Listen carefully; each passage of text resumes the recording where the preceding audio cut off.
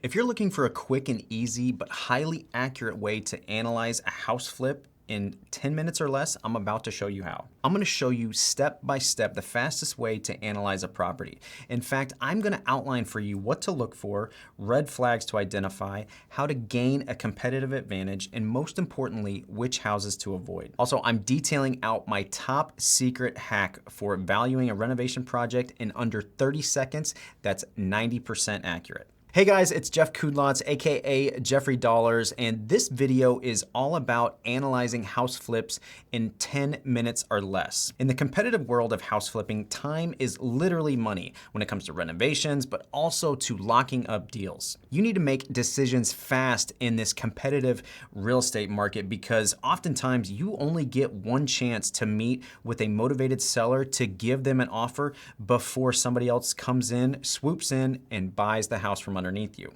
If you're new to real estate and house flipping, analyzing property potential is one of the most important tasks involved in the house flipping process. So when I go meet with motivated home sellers, in most appointments, the seller is going to want an answer on what you can offer on the spot and how much you can pay. It is crucial to lock up a property at your appointment because if you go back and run your numbers, that's often going to lead to the seller calling the next person down the line, and then somebody comes in and offers behind you, and then they lock up the deal, and before you know it, you have just lost out on that house. The basic fundamentals of deal analysis is that you have to understand the basics of property valuation. There are certain key factors that affect property value, and the first is location, location, location.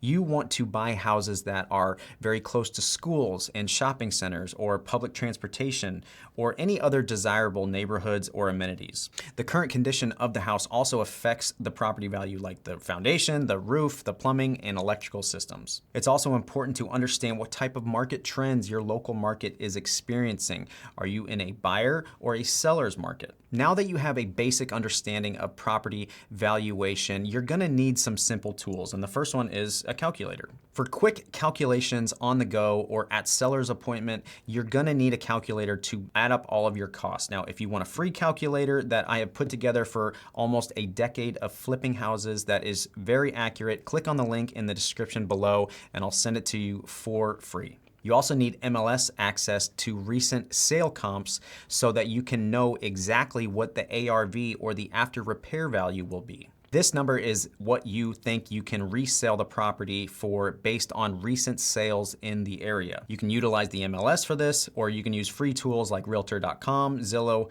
or any of the other free sites to find comparable properties. I highly recommend that you have a real estate agent assist you with this because they can pull comps and provide insights into the current state of the market. You also need to gather all of your renovation estimates and get quotes or use standardized cost estimates for various types of renovation. Now, once you have your tools in place, it's important to do an external assessment of the house. You want to look for curb appeal and what type of neighborhood it is. Are there well-maintained lawns, fresh paint, and how overall clean is the neighborhood? If there's nearby properties that look great or there's some that don't, you need to take that into consideration when you are assessing the property value. You also want to take into consideration if you're close to any loud traffic or industrial activity, as this will negatively affect your resale value. When you're checking into your market trends, check recent sales data and average days on market for similar properties in the area. You also want to monitor local real estate listings to gauge what type of competition you're actually going to face. It's also important to consider seasonal trends that might affect your property values, like summer months versus winter months. Now, once you've done an external inspection, now you want to go ahead and do your internal inspection. What does the inside of the house look like? There's a couple key internal factors to look for, and the first one is the layout. You want to make sure that the property has a functional and appealing layout. Next, you want to see what type of integrity the structure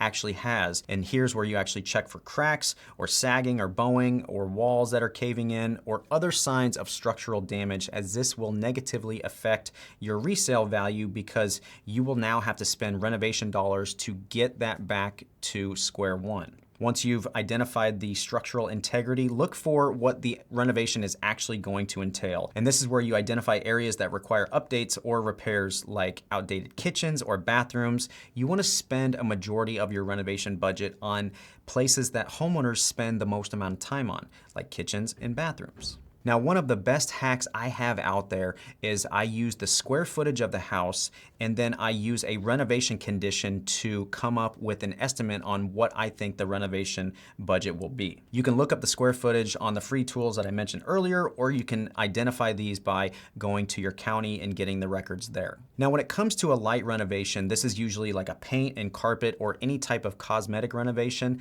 I always estimate it at $24 a square foot. Now, if it's a moderate rehab where this is replacing full kitchens and maybe bathrooms to where we're doing brand new tile and sheetrock, I estimate this at $35 a square foot. Now, if it's a total gut job and we're removing large amounts of sheetrock or we're moving walls, we're reconfiguring the layout, I always estimate this at $44 a square foot. Now, this is very market specific and labor specific, but this is what has worked well for me in the past to quickly eyeball a renovation estimate and provide an offer based on that number to provide to the homeowner. You always want to adjust your estimates based on local labor and material costs. One key aspect that I see a lot of inexperienced and beginner house flippers do is that they make their offer on the potential of the house instead of the current state of the house. You always want to offer based on what the house looks like and how it is currently set up, but always envision what it could be,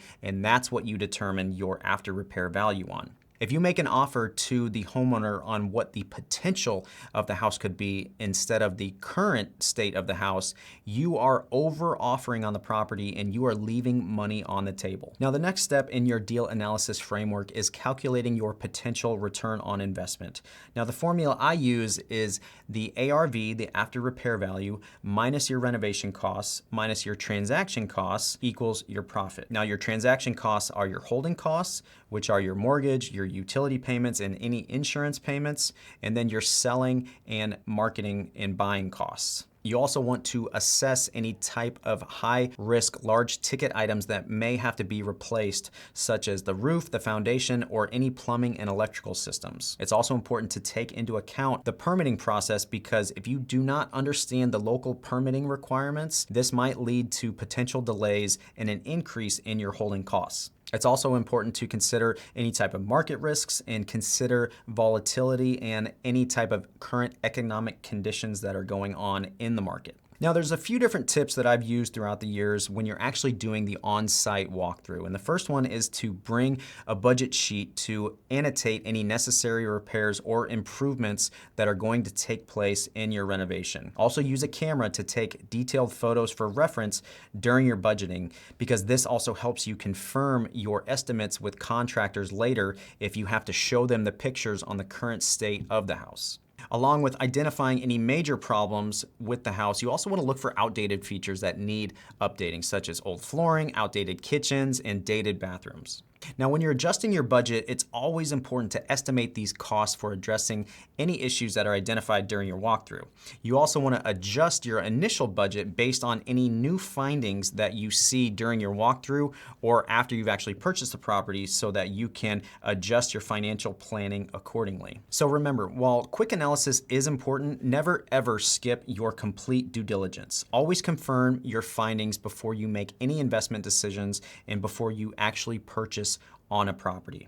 You also want to confirm a quick and easy way with your contractors so that you can eyeball renovation estimates so that they are accurate and you can do so quickly. Doing so quickly will allow you to make quicker offers on the spot when you are meeting with sellers or wholesalers to lock up properties and secure ones with profit potential. So thanks for watching this video, guys. I hope you found it helpful. And if you did, hit that like button and subscribe for more insider tips on flipping houses. And be sure to follow me on other platforms. You can look me up, Jeffrey Dollars, on every social media channel. And if you want a free profit calculator that takes into account all aspects of a house flip, click on the link in the description below. It's completely free, and I promise it's gonna level up your deal analysis game. And if you've got any questions, drop them in the comments below and I will get back to you personally.